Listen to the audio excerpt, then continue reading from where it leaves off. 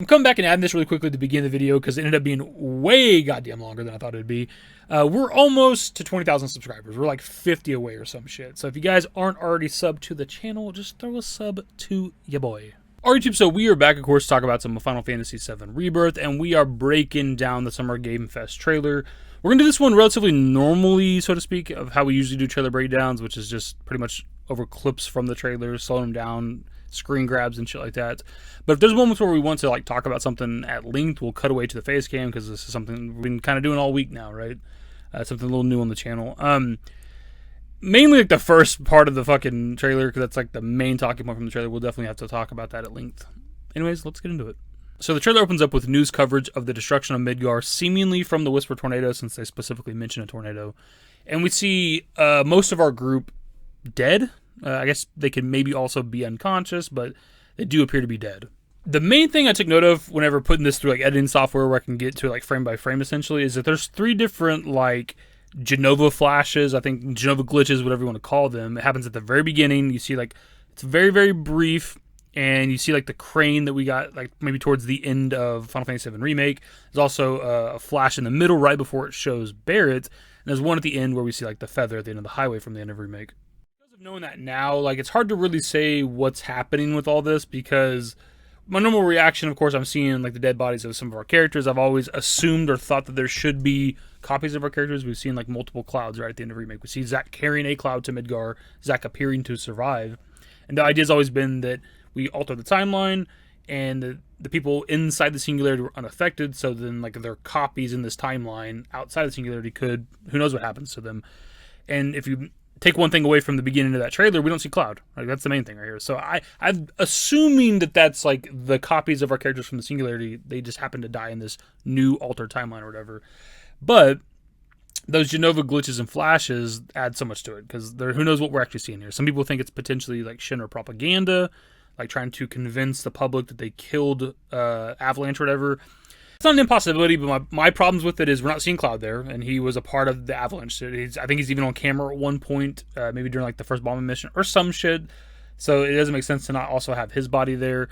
But also, like, where do they get these copies of our characters? Does Hojo just have like copies of our characters on standby in case they need to like fake a video? Like it's kind of a reach to me.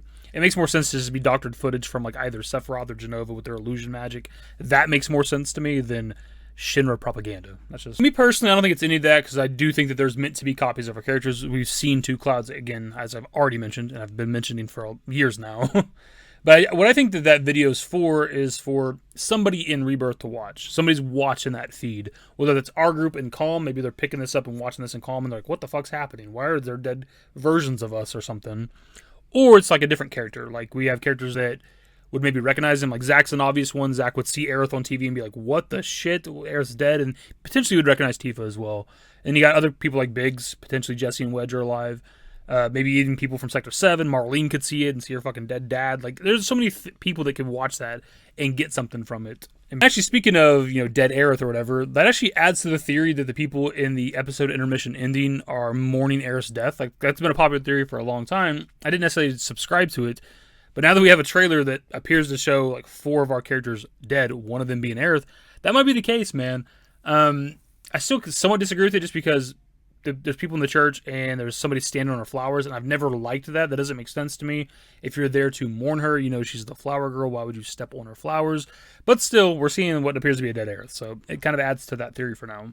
Next up, we have our group coming out of what appears to be Mithril Mine. It's kind of the consensus in the community, because most of the footage, except for like Cosmo Canyon stuff, is like Junon or before. When it came to the original FF7, though, when you walk out of the Mithril Mine, it's like a straight shot to Fort Condor, and we don't see Fort Condor anywhere in this gameplay. Now, we've talked about in the past the possibility of Fort Condor maybe not existing as a location anymore, which is potentially why they gave us the Fort Condor minigame within the episode intermission DLC. And there might have been like a lore reason. I haven't like gone through like the episode intermission stuff in a while, where like maybe like just Fort Condor doesn't exist with the remake. And honestly, I think more people hated the Fort Condor minigame than enjoyed it. So it's probably for the best maybe that it goes away, but I still would hope that it's a location. But we don't see a giant tower with a big-ass bird and egg on it anywhere, so I don't know. So kind of the first thing that stands out from this like landscape shot, we see these windmills right here, and in the distance you can actually see a lighthouse as well. And I've seen people trying to say that, like, we only see windmills with, like, Benora and Midil, and those aren't terribly far from, like, the Midgar and Junon area. They're really just, like, a boat ride away.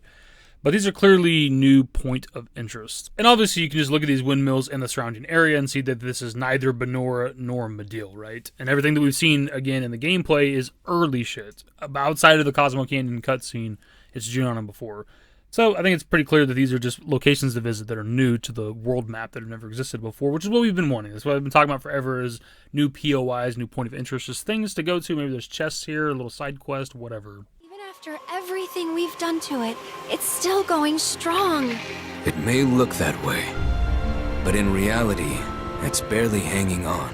One small thing I took note of in this scene that I actually put out on Twitter last night is that the deer actually respond differently in the English trailer versus the Japanese trailer. I'll play the clips really quickly. I was wondering, what's Cloud been doing these past 5 years? クラウド、この5年間 Why something like this can matter is that you could leave the Mithril Mine and run at these deer like 20 times, and they might respond differently every time, depending on the angle that you're coming at them from. And that's good for immersion, right? It makes them feel believable, and it's not like the set piece that happens every time, right? The deer aren't always there, they're not always going to run the same direction, as long as you come at them from a different way. Wondering, what's Cloud been doing these past 5 years? Where's he been? And you're asking me this? This is gonna sound crazy, but as far as I know, Cloud was never in Nibelheim 5 years ago. This part's pretty cool because it's given us the unreliable narrator stuff with Cloud, where he's recalling the events of the Nibelheim incident with the calm flashback, but as far as Tifa's aware, Cloud was never there, and she doesn't even know that he was truly there until way later in the story with the Midil livestream stuff, where she can see that he was a part of it, he was just remembering it incorrectly. And the whole 5 years thing is mentioned a few times in the trailer. It's actually something we got with Remake a bit, especially in Chapter 3 whenever Cloud meets back up with Tifa and gives her the flower. She says, "When did you get so thoughtful?" And he says, "A guy can change. It has been 5 years." And she even responds like, "Huh?" Because as far as she's aware, she hasn't seen Cloud for a very long time. Again, at this point in the story, she's not aware that he was actually there during the Nibelheim incident. And as far as she can remember, she hasn't seen Cloud since he left Nibelheim to go join up with Soldier, obviously. Where'd you get that? I can't remember the last time I saw a real one. How sweet. When did you get so thoughtful? Guy can change. Has been 5 years. Huh? This is an aspect of Remake I'm really looking forward to, because when it came to the original FF7, like, Tifa, I think, kind of acts weird at moments whenever Cloud's recalling stuff, but she never calls Cloud on his bullshit. We don't know what Tifa's really thinking, I think, up until, like, some later segments where, like, Sephiroth's fucking with Cloud and live stream Midil stuff, right? So it'd be really interesting to see how they expand on this. So yeah, it's just her talking to Aerith and, you know, coming clean to somebody that Cloud isn't telling the truth, at least in her eyes. We see this kind of like foggy forest area. I'm not sure where that's supposed to be, unless it's maybe like the swampy area leading to the Mithril Mine, though we'd never see the Midgar's Alma, we'd never see some swamps. Maybe that's what it is. Then it rolls into the Chocobo farm, presumably. I only said that initially just because like it looks a bit different, it's not quite as colorful, and there's a lot more like foliage and trees around, whereas in the original FF7 there's just a handful of trees and it's really just in an open plains area. And then it rolls into our group all riding Chocobos, which is exciting, but they're going through these ruins that I don't recognize. It's probably just a new point of interest. So if we pause this for a second, we can look at the Chocobo controls in the bottom left corner. It's R2 to sprint, R1 to dismount, up for scent on the D-pad, down for scour on the D-pad, and then X for the commands menu. It's pretty self-explanatory, except for the up on scent. Like, I don't know what the hell that could possibly be. I don't have anything. Scour means to kind of like search the area, so that could potentially be like, if you're in the vicinity of something to find, you can hit like down the D-pad, maybe the Chocobo can find it, mark it, go to it, whatever the hell, I don't know. If we take a look at the compass in the scene as well, we can see a couple different icons. The left icon is what they used in Remake for the side quest. The middle icon, the diamond with the exclamation point, is like your main story, like destination, kind of where you're trying to get to your next objective or whatever. And then the circle with the circle inside of it, the right icon, is used for like your next destination for the main story. The next scene is obviously badass, but there's not really anything to break down from it. It's just the Bugenhagen planetary scene we got in the original FF7 as well. Though it is a high quality cinematic, and we're only seeing Aerith, Cloud, and Tifa, so I don't know if we're going to have a choice of who goes up there with us like we did in the original FF7. We then see our group running through a cave that could be a couple different places. I think most of us believe it is the Mithril Mine just because it's early game shit, but this does play after the Bugenhagen stuff, so there's a small potential it could be Cave of Gi. And if I want to go back to the Midil Benora stuff from earlier, it does kind of look like the Benora Underground. According to Hojo, they're connected to Sephiroth. Shadows of the Man, I believe he called them. Now, when I first heard that scene and realized that it was Rufus, I initially was thinking that it was Rufus talking about that segment at the end of the game where he can see the whispers, but Song can't. And that might still be the case, but he does say that they're connected to Sephiroth, so I'm not sure if he's talking about the whispers or obviously the reunion people. Because obviously they are 100% connected to Sephiroth, that's the entire point of reunion. Now, the whispers being connected to Sephiroth does make sense, like, after the events of the game. Like, at the end of the game, he absorbs them and uses them against us kind of in the final segments or whatever. But there is moments throughout Remake where it seems like he has some level of control over them, and the whispers are supposed to be a part of the planet, trying to keep Destiny in line, but what if maybe Sephiroth has been controlling them the whole time? I don't know. With this particular scene, there's not a whole lot to break down from this, but they do put emphasis on this radio tower, and there's actually a ladder from the ground up to, like, that platform, and there's other smaller ladders to get to the other different levels. I don't know what the purpose of that is. I don't know, maybe there's just like a treasure chest up there, but maybe it's like and I might be reaching here, like a scouting type thing that they have in, like, let's say like Ubisoft and other open world style games. I'm not saying this is open world, but in other games you can like climb up to like a high point, like it's a radio tower in Far Cry, or like a viewpoint in Assassin's Creed, and it like marks like the surrounding POIs, right? That could be what this is, but again, I might just be reaching there. And actually, if we pause right here, we can see in the bottom left corner that we can call a Chocobo with R1, so that's kind of cool. We can kind of access our Chocobos whenever we want to, but are they permanent? Do we have to go out and hunt them? Do we need Chocobo lure? I'm sure that will all be explained at a later point. Sephiroth was in Midgard. We fought him. Whatever happened, he's alive. But why come back now? After 5 years, doing who knows what? Obviously, this is the Calm flashback segment again. I don't know if it's before or after Cloud's telling the story. I guess it doesn't really matter anyways, but we can see Tifa going along with Cloud's little 5-year misconception, right? Which is sort of understandable. I've always been of like a weird mindset on this just because I feel like with me and my friends, we're pretty like chill, right? So like if my friends tell me a story that isn't true, I would like correct them. But like this is a bit different, obviously, because she's seen Cloud in a broken mental state whenever she met him in the Sector 7 train station. So she kind of is trying to protect Cloud in a certain way, but still, she's just kind of going along with him for now. We get a brief look at the reunion, like flashback, flash forward, whatever scene, and then it cuts to like a boss fight of just Red 13 and just Barret. And we believe this is the Mithril Mine, but this is an enemy that doesn't look familiar. I will say, though, look at the enemies that are in Mithril Mine. It does kind of look like the Madug enemy, I think is how you say his name. Just because it has like a similar body type in some ways, and it's got the chest thing as well. But it's not made of rock, and this thing is. But maybe it's just a revamped version, or like a bigger version, a boss version, or I don't know. But this is our first bit of combat for the trailer, so we obviously got to pause and look at some stuff here. For one, the main standout, obviously, is below the ATB gauges, we have these 5 notches now. We don't know for sure right now what they are, but the common idea currently is that this involves the team-up attacks, the duo attacks, whatever you want to call them, combos, whatever the fuck. So, like, whenever you do, like, a team-up attack with, like, say, Red 13 and Barret, they would both probably lose one of these. It's kind of what the community is thinking right now. And I think right now this makes perfect sense, because when we see the team-up attacks later on in the trailer, the characters that are doing them are constantly missing these bars, right? They're either completely gone or they're at least missing one. We never see one of them go away, unfortunately, because it starts when the team attack's already starting. But we don't see any characters doing a team-up attack and having full 5 bars either. So I think right now that makes the most sense. Now, on the other side of the HUD, when we're controlling Red 13, we have something called Vengeance Mode, which is pretty cool. Like, I don't think it's necessarily a different mode to attack in, similar to Cloud's, like, Punisher Mode or Operator Mode, because we do see it grayed out at a later point. So it might be something you have to earn as you're fighting, similar to, like, Barrett's Overcharge, right? And obviously, just the HUD in general is kind of overhauled, looks a little bit different than Remake. I initially thought that showing the ATB charges below where it says Commands Menu was new, because I didn't recognize that. But actually looking at just some random gameplay I have from Remake, like, that does already exist. I guess I've just never seen that shit. What is new, however, is that they show your summon material on this bar now, but what I'm a bit confused by is that this doesn't pop up until you've actually summoned something, at least with a Remake. Maybe they're just having that there now to show you that your summon's ready and you can summon at any point. But during this fight, though, we don't see an active summon anywhere, and we don't see the summon bar, so I don't exactly know what it means. We then move on to the Elena reveal, and there's not a whole lot to get from this fight. It's cool to finally see her. This should be happening in Mithril Mine, because that's how it happened in OGFF7. But there's not really a whole lot to break down from it. Like, it's nothing unique from the fight itself, other than the fact that we see that it is Aerith, Cloud, and Tifa. So this should be happening separate of the previous fight we just looked at, where we seen it's just Red 13 and just Barret. And this is where we got to pause and talk for a second. I was a bit worried about when it comes to like Rebirth and beyond, and we even seen in Remake a bit, where they had to give you a reason why the entire party's not fighting together. Because if we're in a realistic scenario, we're running around the world 5 or 6 people deep once we get UV. Like, if a monster comes up to us, we'd all just kick its ass, right? We wouldn't stand to the side and Like, Barret and Tifa wouldn't stand over here while Aerith and Red 13 and Cloud fight the monster. They would help, right?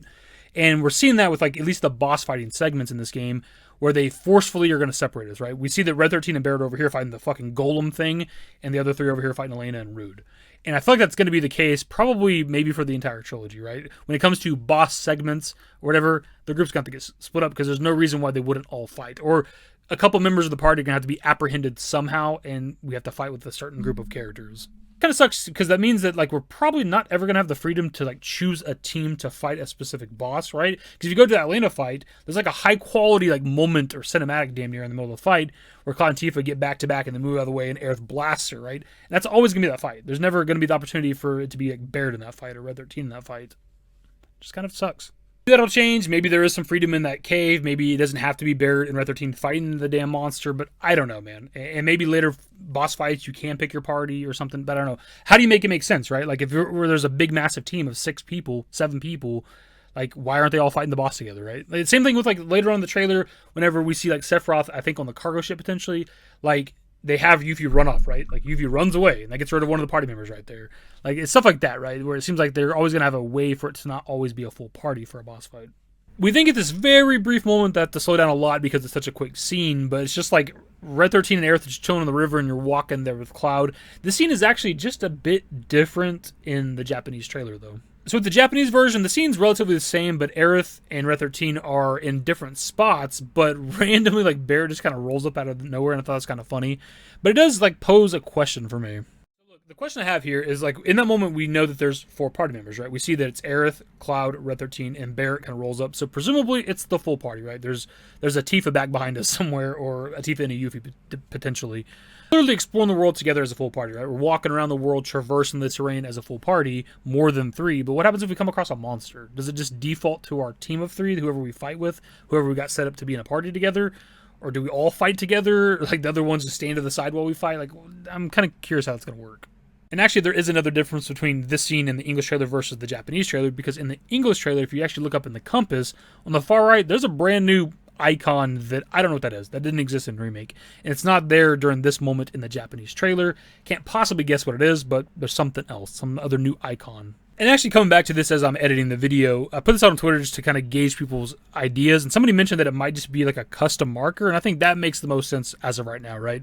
That these are pretty big areas compared to what Remake had. So maybe you can just, like, place custom markers to, like, an area you want to go explore or something you want to remember or come back to later on. We get a little brief combat segment. There's not much to break down from this. But if you look in the background, you can see that we're not terribly far from Midgar. You can kind of see it on the horizon back there. And actually, I will say, though, in this moment, we see Cloud do, like, a massive, like, combo in Punisher mode. He does, like, 7 or 8 hits or some shit. And I feel like that's excessive compared to what Remake had. I feel like with Remake, when you're in Punisher mode and you're tapping, like, the strong attack button, you only do, like, 4 hits or something. So I don't know. Is that new or is that something that's been there forever? Because I didn't do a shit ton of Punisher mode with Remake. We then finally get our first look at Junon, and it looks massive. I hope there's, like, a decent amount to explore. Even in the original FF7, there's quite a bit to explore. Go down a couple streets, a couple alleyways, go into a good chunk of buildings. I just hope it's, like, a lot more explorable than, say, what Midgar was in Remake. And, of course, we got to mention it, but we're seeing the high wind on the horizon up there, so that's exciting. Like, them just kind of teasing that. We then move into some more combat, and we see Red 13 do this, like, weird spinning attack right before it cuts away to the other party members.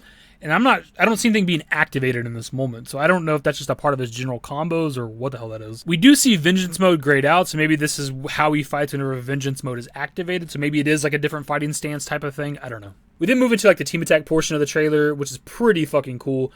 We see Aerith create a dome, and, like, Tifa goes in there and just starts bouncing off the fucking walls and destroying everybody. With Yuffie and Red 13, their attack is kind of interesting. Like, they just sort of attack together, launch the enemy up in the air, and then she lands on his back, and they do, like, a downward attack on the enemy. Kind of cool. Seen somebody point out, too, that Yuffie got a bit of a redesign. There's some things missing and some things changed. Like, for example, she doesn't have her yellow sash under her left arm anymore. She doesn't have the leg brace thing on her left leg. Thank God her fucking pants are buttoned now, and she's wearing a belt. But, like, her left, like, arm covering, whatever the hell that shit is like kind of armored looking now. Interesting. Cloud and Barret's team-up attack is kind of generic. I mean, it's just a guy with a gun and a guy with a sword. I don't know what all you can really do with it. It's just him, like, slicing the enemy while Barret shoots. A couple things to break down from this combat segment, though, is, for one, Aerith has a new triangle ability called Ward Shift, which wasn't in Remake, right? She only had Tempest. That was her triangle ability. That's kind of interesting. And also, if you look up the compass, you can see that what looks to be like now a custom waypoint marker. So kind of going back to what I mentioned earlier, I don't think that's what the orange one is. I think the orange marker is something else. I don't know what. This to me looks more like a generic kind of custom waypoint marker you have in like pretty much any other game. And we have some more icons to look at. If you look at the compass during the Barret and Cloud segment, you can see like a Chocobo symbol.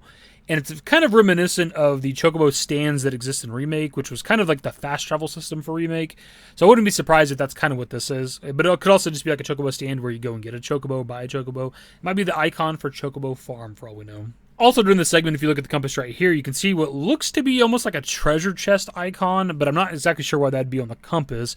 We did see earlier that the Chocobos can scour, so maybe if you use like the scour thing with the Chocobo, it can mark treasure in the area. That's just me guessing, because otherwise I have no idea what that is. We then move on to the segment where Sephiroth appears and Yuffie runs away. It seems like she is scared of maybe like the purple aspect of this because of Nero and Sonon. That's the guess right now in the community. This does appear to be the cargo ship, which kind of makes sense. That's where we first run into Sephiroth when we're on the road or whatever. The terrain completely changes, and it looks a little bit different than Dreamweaver, but it does have like that skull spiky mask thing. They say she's a monster, that she can peer inside you, into the very depths of your soul, that she can become those you hate, those you fear, those you love.